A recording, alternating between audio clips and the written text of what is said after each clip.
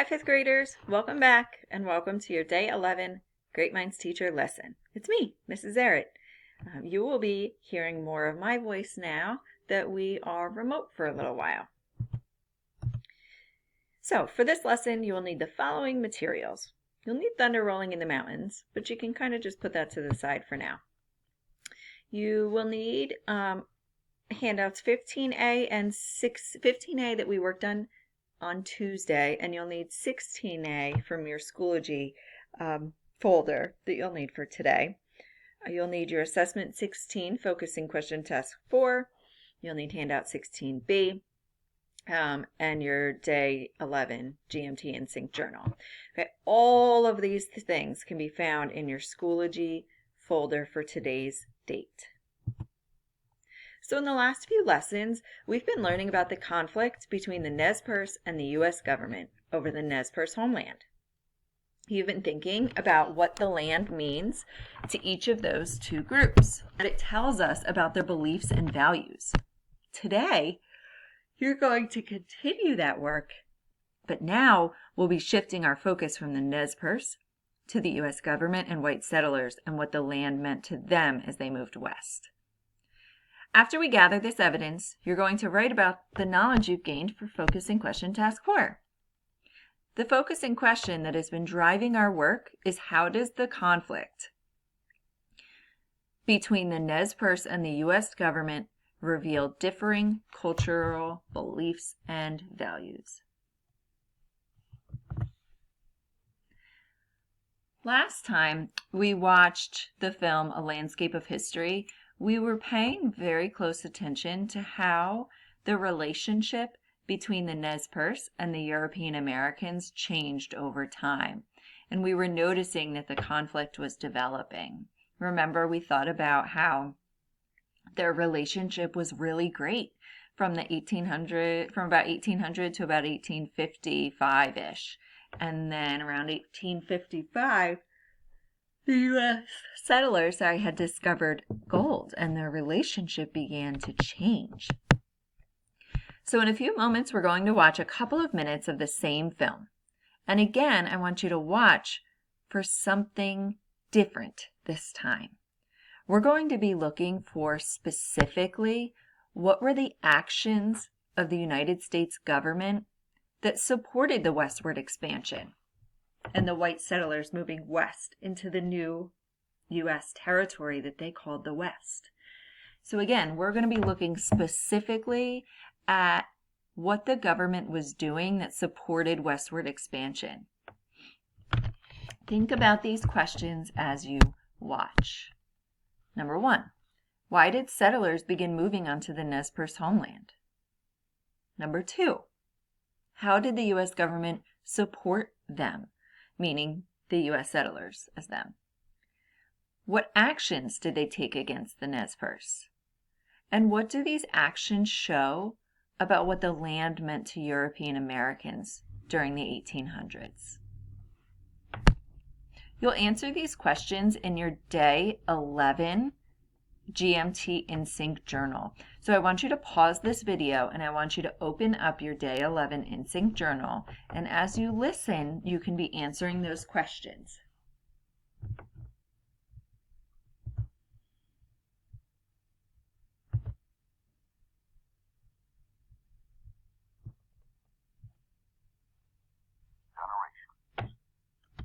The story of the Nez Perce conflict began with the arrival of white men in the early 1800s. The Nez Perce aided explorers Lewis and Clark, and they traded with early fur trappers. Christian missionaries lived among them. Early settlers knew and respected the Nez Perce as skillful horse breeders, hunters, and warriors. For 50 years, the Nez Perce and their new neighbors lived together side by side. By 1855, increasing numbers of settlers looking for land and prosperity expanded into Nez Perce country. That year, Washington Territorial Governor Isaac Stevens established a Nez Perce reservation of nearly 12,000 square miles, preserving much of the tribe's native homeland. Just 5 years later, prospectors prospectors encroaching on Nez Perce land discovered gold, and the U.S. government demanded new treaty talks. In 1863, new negotiations led to a tenfold reduction in land for the Nez Perce. Several bands whose traditional lands were not included in the reservation refused to sign the treaty. They became known as the non-treaty Nez Perce. Now divided, the Nez Perce tribe became increasingly vulnerable to pressure from homesteaders and the U.S. government. For over a decade, the non-treaty bands refused to leave their lands, but tensions mounted with growing numbers of settlers, and in 1877, the Army ordered the non-treaty Nez Perce to move on to the reduced reservation near Lapwai, Idaho.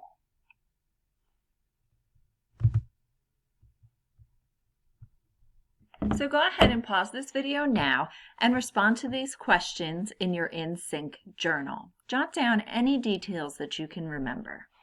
And when you're ready, you can come back to continue this video. For FQT4, you're going to write a paragraph that explains how the Nez Perce homeland means something very different to the U.S. government and the white settlers. You've already completed an evidence organizer, which was handout 15A, for the Nez Perce. Now you're going to do the same for the U.S. government and the settlers. For this, you'll need handout 16A in Schoology. So take a minute to pause this video and open that up. Now that you have this open, I want you to take a minute to examine this evidence organizer. What do you notice is different from the one that you did yesterday? And how is it similar to the one we did yesterday? By the way, that's comparing and contrasting, thinking about the similarities and differences. Well, like 15A, it already includes some evidence. This evidence is all from the film clip, A Landscape of History, which we just viewed. Unlike 15A, though, it doesn't have the context or source columns. Since all the evidence is from the short video, there isn't a text with page numbers that you can refer back to, so you don't need the context or the source columns. Let's look at the first piece of evidence from the film, and let's read it together. By 1855, increasing numbers of settlers looking for land and prosperity expanded into Nez Perce country. That year, Washington Territorial Governor Isaac Stevens established a reservation of nearly 12,000 square miles. I'm going to paraphrase this quote. Why do you think I'm going to do that? That's right, to make sure I understand it. So how would you paraphrase this quote or say it in your own words? Well, I'm thinking of the phrase, a flood of new settlers, and that prosperity means wealth, particularly gold. I also remember that a reservation is a piece of land that the government has set aside for Native Americans after taking their original lands.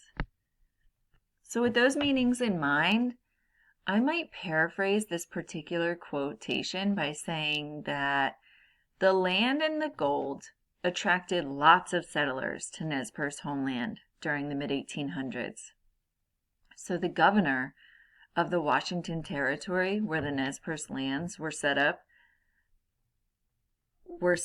a reservation for the Nez Perce so the government could open the Nez Perce lands to settlers. So let's look at the elaboration column. Our next step is going to be to explain why this evidence is important. How does this piece of evidence help you understand what the land means to the U.S. government and settlers? What does this show us about the American beliefs and values? Let's read this again. By 1855, increasing numbers of settlers looking for land and prosperity expanded into Nez Perce country. That year, Washington Territorial Governor Isaac Stevens established a reservation of nearly 12,000 square miles. So the land that the Nez Perce was living on attracted a lot of settlers during the mid-1800s. So because of that, the governor, Washington Governor Isaac Stevens at the time, set up a reservation for the Native Americans so that it would open up the lands to the Nez Perce. So I want you to think about what that shows us. What does that mean for the U.S. government? Why is this evidence important? What does this show us about what the land means to the U.S. government and settlers? And what does the land's significance reveal about 19th century American beliefs and values? So I want you to take a minute and think about what you would write for here.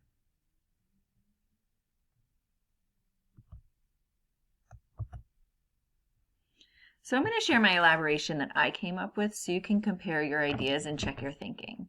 And if you'd like, you can add this piece of elaboration into that first box. As I read the evidence, I thought that this showed that the land was important to the United States because it increased the territory of the United States, especially since gold had been discovered. It also showed that the U.S. wanted to make boundaries around a limited amount of land the Nez Perce could occupy. So here's how I could write out my elaboration. The U.S. government and settlers saw Nez Perce lands as a new source of wealth. They value growth and riches, even if it means ignoring the rights of the Nez Perce. So for this check for understanding, you'll need to complete the rest of 16A by elaborating on the importance of the next two quotations from the film Landscape of History. So you're going to read the quote, you're going to paraphrase it out loud or say it in your own words to make sure you understand what it's saying. And then you're going to record your elaboration sentences for each quotation. Okay, so you can go ahead and finish handout 16A, and when you're done, I'd like for you to hit submit. So go ahead and pause the video now to do so. Oh, and I'm sorry. This is exactly what you're working on right now, these two boxes. And yours can look like this up here. Now you can pause the video to do so. Okay, so now that we've completed 16A, I want you to remember that you've done so much great work elaborating on evidence to prove what the homeland means to each group. I think you're ready to express your knowledge and put your new writing skills to the test. You've done all of the hard work for Focusing Question Task 4. Now let's look at what the task is actually asking us to do. There is a copy of Assessment 16 Focusing Question Task 4 in your Schoology folder for today, but you can just follow along with me for now, and you can look at that later when you need it. So follow along with me as we read through this task together to make sure you understand what to do. First, what's the purpose behind this task? This task will give you an opportunity to express your understanding so far of the focusing question, how does the conflict between the Nez Perce and the U.S. government and settlers reveal differing cultural beliefs and values? Writing about this topic and practicing your contrast writing skills in a smaller focus piece will help you prepare to write a longer comparison-contrast essay for Focusing Question Task 5 after we finish the novel Thunder Rolling in the Mountains. The introduction. For the past several lessons, we have been learning about the conflict over the Nez Perce homeland that erupted between the Nez Perce tribe and the U.S. government and settlers in the 19th century. Why was the Nez Perce homeland important to each of these groups? How do these differing views of the land reflect differences in the group's cultural beliefs and values? Now that we understand the purpose and introduction, let's look at what this assignment is really asking us to do. For an audience that might be interested in learning more about the conflict between the Nez Perce and the U.S. government and settlers, write a well-developed paragraph in which you contrast the significance of the Nez Perce homeland to the Nez Perce tribe and to the U.S. government and settlers. Develop your ideas with evidence from chapters 1 through 3 of Thunder Rolling in the Mountains and the A Landscape of History video. Expand on your ideas by explaining how the land's significance to each group reveals the group's cultural beliefs and values. Your paragraph should include a topic statement that identifies the group being contrasted and states the essential idea, how the groups differ. 2 supporting points to show how the significance of the Nez Perce homeland differs between the groups. evidence from thunder rolling in the mountains and a landscape of history video to support each of your points, elaboration on how the evidence relates to the essential idea in your topic statement and reveals differing cultural beliefs and values of each group, transitions to contrast ideas, a concluding statement that reinforces your essential idea, and correct spelling, punctuation, and capitalization. Okay, so we're going to look at a graphic organizer soon, but first, our craft question is, how do I use evidence and elaboration to develop a topic statement in a contrast paragraph? So, I'd like for you to have out both evidence organizers, handout 15A and handout 16A. The next step we're going to do is review your evidence and come up with a strong topic statement for your contrast paragraph. But what is the job of a topic statement in a contrast paragraph? Well, you may be thinking that it states the essential or main idea in a paragraph. It's like the car's steering wheel. The steering wheel drives the car, and the topic sentence drives the paragraph. But remember, the job of a topic statement in a contrast paragraph is a little more unique or specific. What do we think the job of a topic statement in a contrast paragraph is? Well, in a contrast paragraph, the topic statement states how two subjects are different. The body develops the topic with two supporting points, telling how each subject is unique, followed by evidence and elaboration. The concluding statement reinforces the essential idea. So this is the graphic organizer that we're going to be working in to complete our focusing question task for. So I want you to have open handout 16B from Schoology. So go ahead and pause and do that now.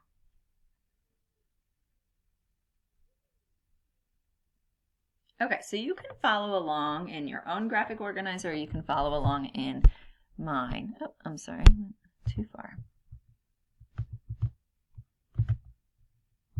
Give me 1 second, I'm just trying to zoom in. Here we go. So, directions. Use this planner to help you organize your ideas for your contrast paragraph. Remember, your goal is to help your reader to see clearly. 2 with the S is the topic statement, EE for point 1 and point 2, and then C is your concluding statement, clearly. So, you're going to be completing this graphic organizer. So in this first box, your first point will go here. Make a point about the land significance for the Nez Perce. Make a contrasting point about the land significance for the U.S. government and settlers. So you could think about starting your sentence with, the Nez Perce homeland is significant for the Nez Perce because blah, blah, blah. But to the U.S. government, it means blah, blah, blah, blah, blah. Something along those lines. Then in your first point, you're going to focus on cite evidence that develops point 1, including any necessary context. So we're going to be thinking about that evidence that we used in handout 15A for the Nez Perce. So you're going to pick one of those pieces of evidence that you think is most important, and your elaboration that you've already written. Explain how this evidence develops point 1 and reveals the group's cultural beliefs and values. Then you'll go to point 2, which is what we've just done today with the U.S. government. Cite evidence that develops point 2, including any necessary context. Then explain how the evidence develops point 2 and reveals the group's cultural beliefs and values. Okay, so point 1 will be the Nez Perce, what it means to the Nez Perce, and cite point 2 will be what it means to the U.S. government, and then your concluding statement reinforces the essential idea. Let me make this smaller again. There we go. So remember to use your evidence organizers on handout 15A and 16A to complete this organizer on 16B. Once you are finished with this planner and have submitted it, you are done for today. Tomorrow we will write our focusing question task 4 and use your checklist to make sure we have everything.